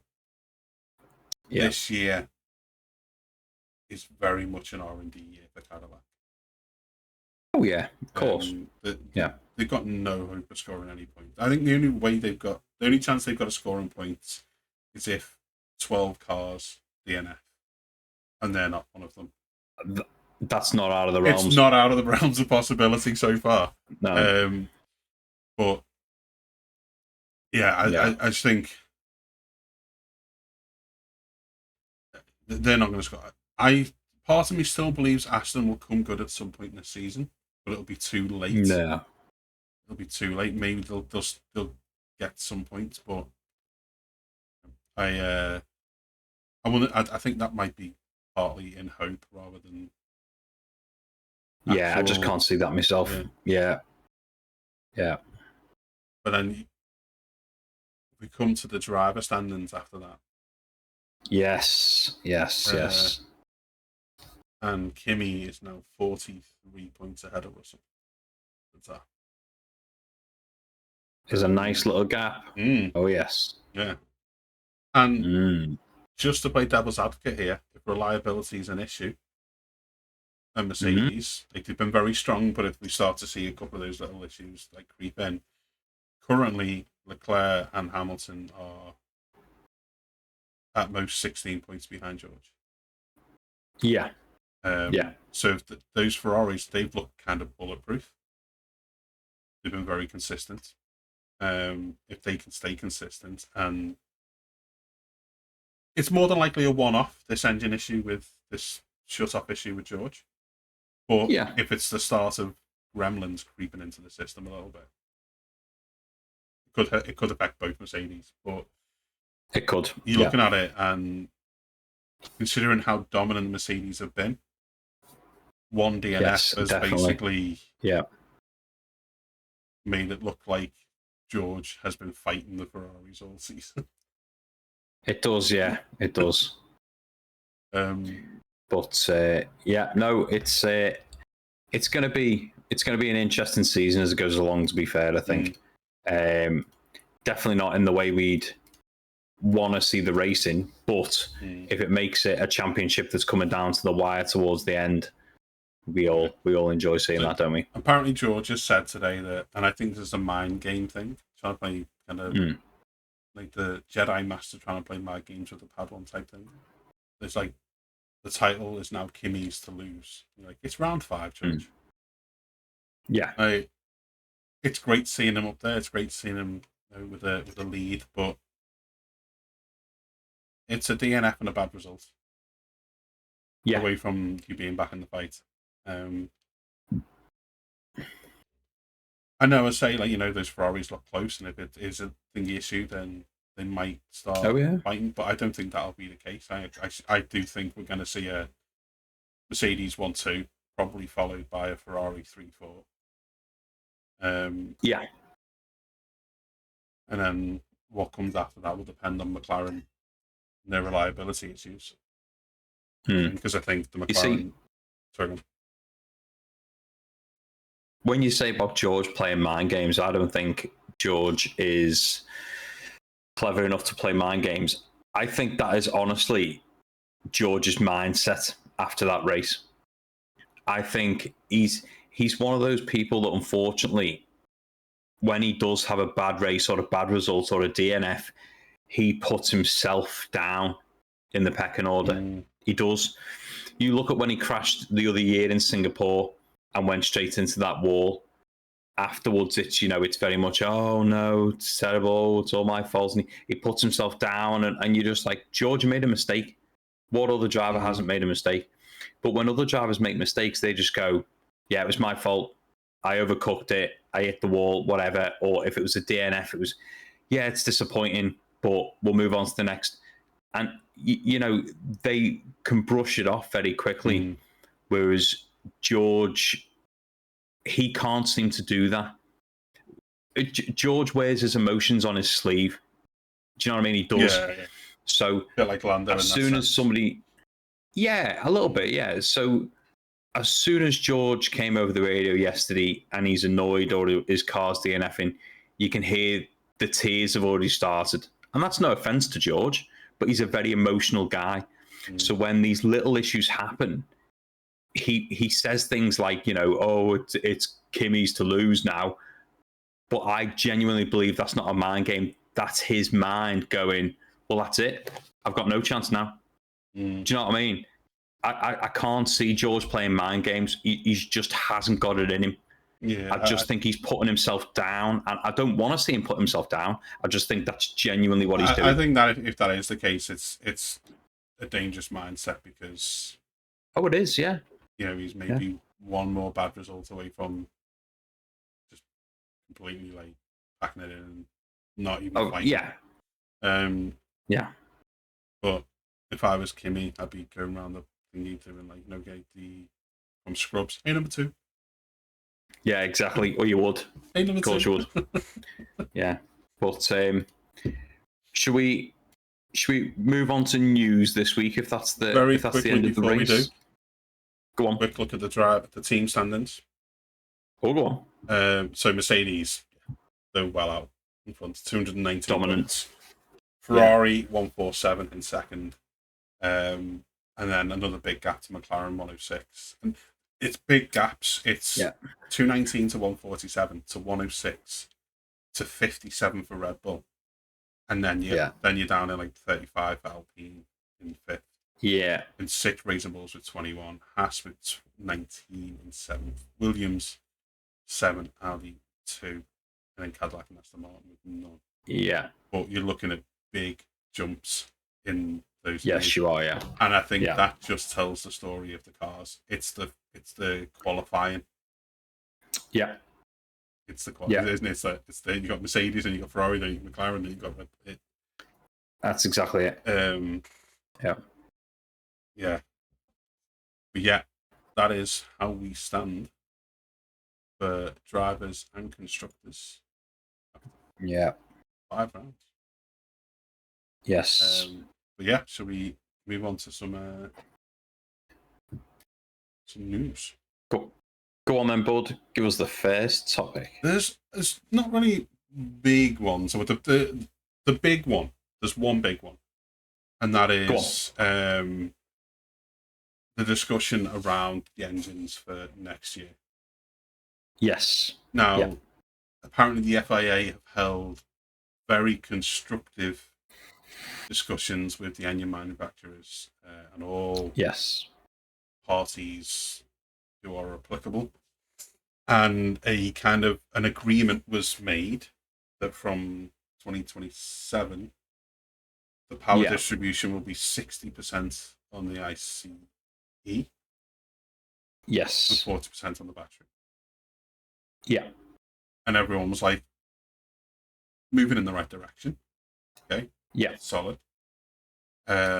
Max even responded, going, if it's going to move in that direction, it'll, make the racing a bit better. That's what I want. That's what's going to convince me to stay. Yeah. But then since then, apparently 1 or 2 of the engine manufacturers have gone, we're not really keen. Yeah. So they've all kind of agreed it behind closed doors. The FIA have said we've held really good conversations and really good discussions. Everyone's in agreement. And turns out they're not in agreement. Yeah, I mean, I've heard that so far it's one of the manufacturers have pulled out, which is Ferrari. But how true that is, I don't know, because I don't know. I haven't heard any team actually come out and go, no, we're not in favour of that. Yeah. So I'm not quite sure on that, but it's frustrating because as much as the teams get to make this decision, they're not really taking into account the fans either. Because I haven't heard anyone raving over these regulations. Anyone at all. Don't get me wrong, the commentators are coming up like it's the best thing since sliced bread. But that's their job to make it sound exciting. They've got to. They have to. They've got no other choice. There has to be a change. And the thing is, as Max said when he was being interviewed after the race on Sunday, and he said the thing for him is that he's just had the weekend at the 24-hour Nürburgring race, which was absolutely incredible. If any of you watched that, not even just watching Max, watching all the drivers, they did an amazing job. because that is a brutal track at the best of times, let alone doing it 24 hours, dark, in the light, raining, dry. It's just unbelievable. But he said, obviously, he's been away and done other motorsports, and they feel like a pure driving experience. And that is not what F1 is at the moment. So a move towards, 60% engine, 40% battery, it's a move in the right direction. And that's exactly what he's talking about. It's not that he's moaning because the Red Bull isn't where it should be. It's the experience of actually driving the cars. And you look at any other motorsport, it is all about sort of man and machine, if you like. It's that you are part of that thing as you're driving it. And it's all down to, because a lot of these other cars, they have battery powers in them as well. They're all sort of hybrids and all that. But they're to give you a little bit of boost out the corners and things like that. It's certainly not, oh, have you charged up your battery enough? Or, oh, have you got this extra boost for this overtake? It's not like that at all. If you watch any of the racing, not just Max from that Nürburgring 24-hour, the overtakes are absolutely incredible. Absolutely incredible. There is so much commitment and skill in those overtakes. It's absolutely amazing. And it's what's missing from Formula One. Formula One is meant to be the pinnacle of motorsport. And even to the point where, while we were waiting for the race on Sunday, we were watching races at, was it Snetterton? Snetterton. Yeah. And there was, Porsche Cups, there was Mini Cups, there was F4. Everything was wheel to wheel. And it was absolutely redlining it out of every corner, down every straight, going for the smallest of gaps. It was absolutely amazing to watch. And it was brilliant. Yeah. It was so entertaining. And then you do go back to F1, and I still love my F1. But the problem is, it's, oh, well, he'll get him now. He's within a second and he's got a full charge on the battery. Nice one. Yeah. What? It's not. Yeah. It's not the same. It's not. The report I heard was that Ferrari and Red Bull were kind of discussing, and they were both unhappy because the problem is they need at least 4 teams, four engine manufacturers to pass it through. So 4 of the 5 manufacturers need to kind of say, yeah, with the FIA, with the FOM, and then they can basically put it through.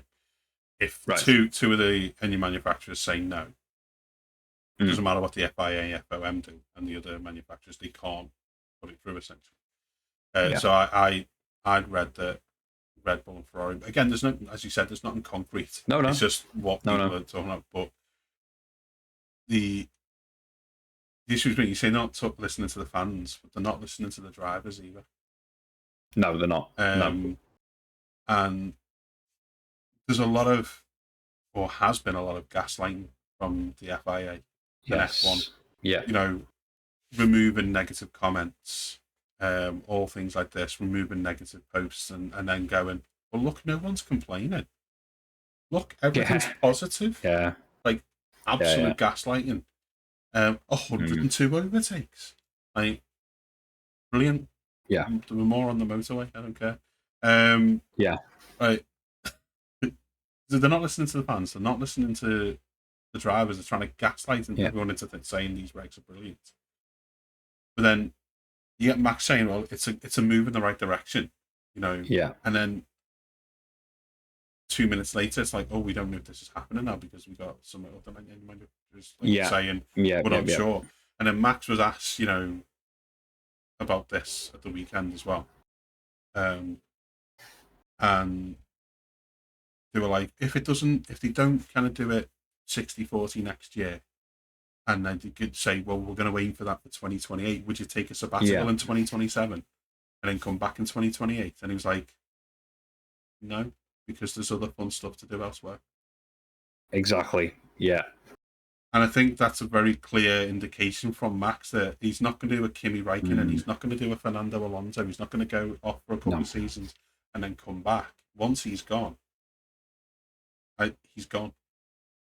I think in his mind, he's not He's not looking Yeah. to take a break. He's just going to go off and do all the other things that he wants to do. Yeah. And once he's done all them, he'll go and sit happily and retire. Oh yeah. Oh, completely. And probably do a load of sim racing or do other racing for fun.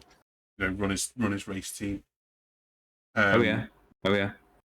And you know, for anyone listening, you're always talking about Max, you've got to take on board that even though Lando Norris is current world champion, even though the Mercedes are out front, even though, you know, you've still got Lewis on the grid, the main draw to F1 right now is Max. Just look at the eyes he brought to the Nürburgring 24. Just look at the eyes he brings to any other racing division he goes to. Oh yeah. He brings eyes. If you bring eyes, you bring money. Of course. Oh yeah. You know, you had that thing with the guy from there, and someone saying, "Oh, aren't you upset that everyone's talking about Max?" Yeah, so it was one of the drivers. Basically, I think it was one of the drivers from the winning team who won in the sister team Mercedes car from Max's. And somebody said, you know, well, aren't you sick and tired of hearing everybody talk about Max, you know, this weekend when you've won, he hasn't, kind of thing. And I'm not sure if the person who asked the question has maybe got a bit of a gripe with Max Verstappen the way he asked it. But this driver just said, no. He said for the first time in as long as he can remember, the Nürburgring 24-hour had been sold out for a start.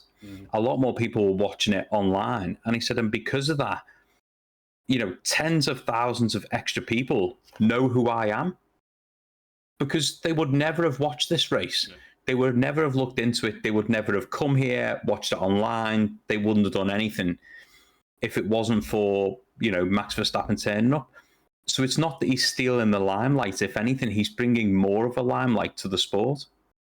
Because a lot of the things online, everyone's going, look at the car Max was driving. Like, yes, you know, this Mercedes is a hero of the ring, but the true hero is this. And it's the Dacia Sandero that was next to it.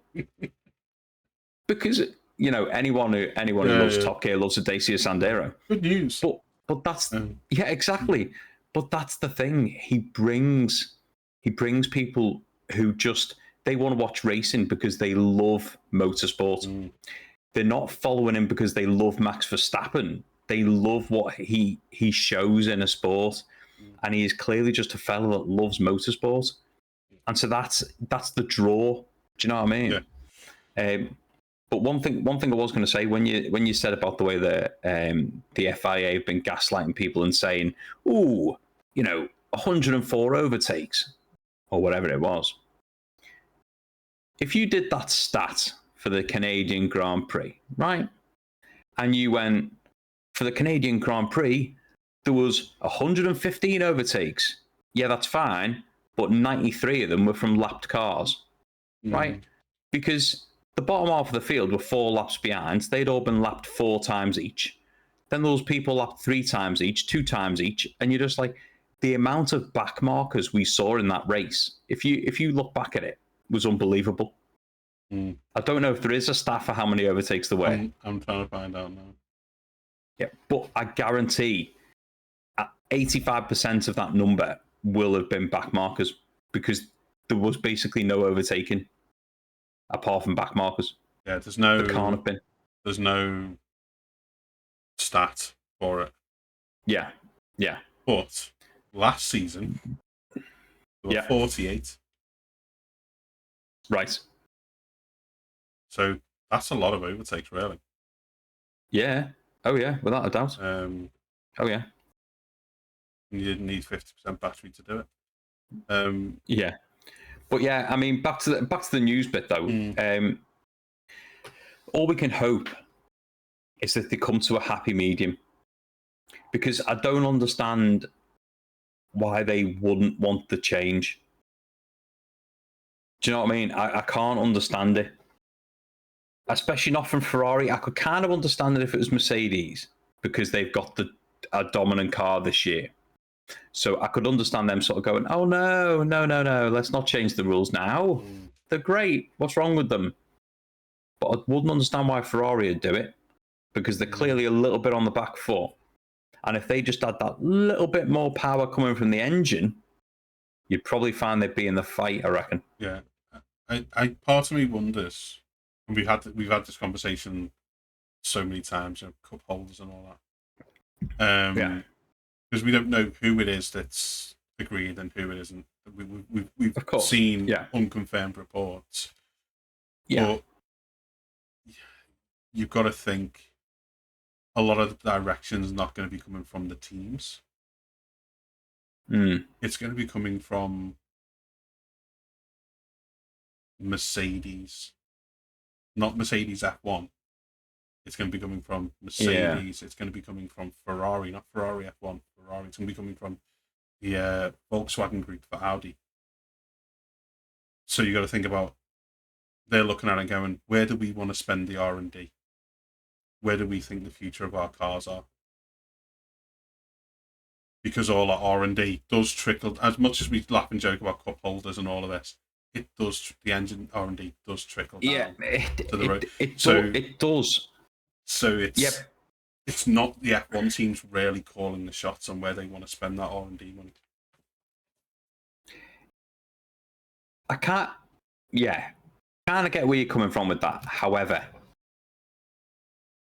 the R&D behind it, whether the engine and battery are 50-50 or 60-40, 70-30, that technology is exactly the same regardless of the percentages. It's still an engine and a battery working in unison, regardless of the percentage. So the R&D is already done. So if they're talking about putting it through road cars or whatever it is for their other things they're thinking of, they've already got the R&D. The percentage doesn't matter for Formula One, so that shouldn't stand in the way. See what I mean? Because even if you change it to 60-40, you're still having an engine and battery combined. So what's it matter? Oh, I get that. I get that. Do you know what I mean? But I don't think we would have seen the move so willingly to a 50-50 if the engine manufacturers were like, well, no, we want to use combustion engines. Do you get what I'm saying? We're in this hole because all the engine manufacturers have kind of gone, well, actually, the future's hybrid, the future's electric. That's where we want to spend our money. That's where we want to spend our R&D. So we've ended up in that hole because the world was apparently going down that avenue. And so how quick does the boat steer? Do you get me? How quick? So if you're in a little skiff, you can change direction dead quick and pivot out of it. We've made the mistake here of pivoting out. Yeah. But it's a big ship. It's a cruise liner. So the big ups at Audi, the big ups at Ferrari, the big ups at Mercedes are like, well, we've put all this money into R&D, into our hybrid tech, and now you want us to pivot away from it? Yeah. It's a big ship to steer. And it's not the F1 teams that really get to decide where that ship's going. I really struggle with this. And it's purely because I understand a lot of technology can move down from race teams, into road cars and all that. But when we're saying road cars, what we actually mean is supercars. No. The ABS, traction control, all that kind of stuff, that was all R&D through F1. Little bits like that, no problem. But what I mean is things like this, 50% battery, power, engine, rubbish, deployment and all that, when they're actually showing it off, they're showing it off in top-end cars. Your everyday hybrids, well, delete it then, because I could have bought a Prius years ago. Seriously. No, I get what you're saying. If you're talking about battery engine combination like it's a new thing, I'm sorry, I own a hybrid. I've already got one. Don't ruin my F1 race with it. I've already got one. And I love the car. It's great. And it gets off the line like a stabbed rat. Brilliant. Don't ruin F1. No, It's not. It's neither here nor there. I'm with you on the don't ruin the F1. But the problem is they've committed, and yeah. there's no reason for them to commit if the R&D isn't going into what they put into their cars. No, I know, but what I'm saying is the technology's already there. We've already got petrol electric supercars at Ferrari. We've already got them at Audi. We've got them at Lamborghini. We've got them at Mercedes. They're already here. And nobody wants them. Yeah. That's why the prices have fell through the floor. Stop ruining F1. This is what I'm saying about the size of the ship, though. No. Because it's not easy to just go, all right, all of this is in our production lines. We're gonna just stop now, and they're always looking to iterate. No, I get that, and yes, okay, the whole thing with ERS and having the batteries and all that, and the CARES system that went straight into Ferraris and Mercedes and Porsche and all that. Brilliant, and that's what's bred your cars for the road. And some of them are whether you just want to get to the shops and back like me and it works, or whether it's a supercar and you want to razz around the track and it brilliant. That's great. But we've already got it. And people are buying them and they go on the market and they're half the price within 6 months because nobody wants them. Stop ruining Formula One with it. I don't care how big the ship is. I don't care what you want from it research-wise. Stop it. I completely agree with you. I'm not saying you're not. I'm not saying you're not. Le Mans has battery development in it and things like that as well.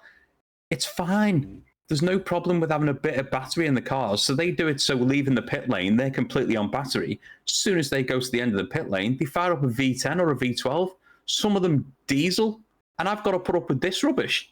I'm sorry. No. I'm completely with the part of the problem is like it is like the like say the size of the ship and all that as well. But you kind of got to think that some of the people in those executive rooms and the board meetings, they don't really care about F1. They don't really. What they're looking at is the bottom line, and saying, well, the industry's going this way. If we sell X amount of these types of car, we make this amount of money. So we need the R&D here, and where can we do most R&D effectively? We can do it in F1. And they're not looking at the sport going. Yeah. They're not looking at the sport going. It's going to make the sport worse. They're going, but it's going to make us more profit down the line. No, which is totally unhelpful to us because we're going. You're ruining our sport. Completely. Yeah, I think that's kind of the thing we're getting with like being like the size of the ship thing and being able to pivot it. Like if it was down to the F1 car, the F1 teams, I think if it was down to Toto and Fred and Zach, they'd be like, yeah, just throw a V8 in it. I actually think they'd just be like, yeah, just go back to V8s. Let's drive. But they don't get the whole say. Yeah, I'm not saying you're in support of it, but honestly, it's awful. It's awful. And what more to the point of what I don't understand of it is all of these manufacturers, whether it's, Audi, Porsche, the Volkswagen Group, Mercedes, all them, are complaining to no end because they're being forced, whether it's by the EU or countries around the world, to sell a specific amount have to be electric, and it's ruining their businesses. So stop supporting that. Stop supporting that by ruining the sport with it. I don't want it. None of the fans want it. It's pathetic. It's absolutely pathetic. I know we've kind of got off F1 in a way with this, but we haven't really because it's part of this whole encapsulating thing with the engine manufacturers and everything. For anyone going, I tuned in for F1. If the ship is the problem, sink the ship. I'm sorry, if Mercedes and Ferrari don't want to be about pure motorsport, leave F1. Make room for somebody else who wants to, because this is pathetic. It's absolutely pathetic. And that goes for any of the teams. The FIA should hang their head in shame. I haven't seen any of this in F2, 3, 4. It's not to be seen. Why ruin F1? I think it's going to trickle down. If they end up with 60-40 and we're staying at that, you will see it trickle down. If, as we're meant to believe, Mohammed Ben Sulayem is going to force V8 in 2030, it won't. But that's still to be seen. Do you know why it won't trickle down? Because the FIA provide the cars for F2, 3, 4. They're not built by teams. There's no way in hell the FIA will ever put that kind of money into building that kind of thing. They won't. They'll stick to their combustion engines. They'll do it like they do the tyres. In that they'll bid it out to an engine supplier. So Pirelli paid the F1 to supply the tyres.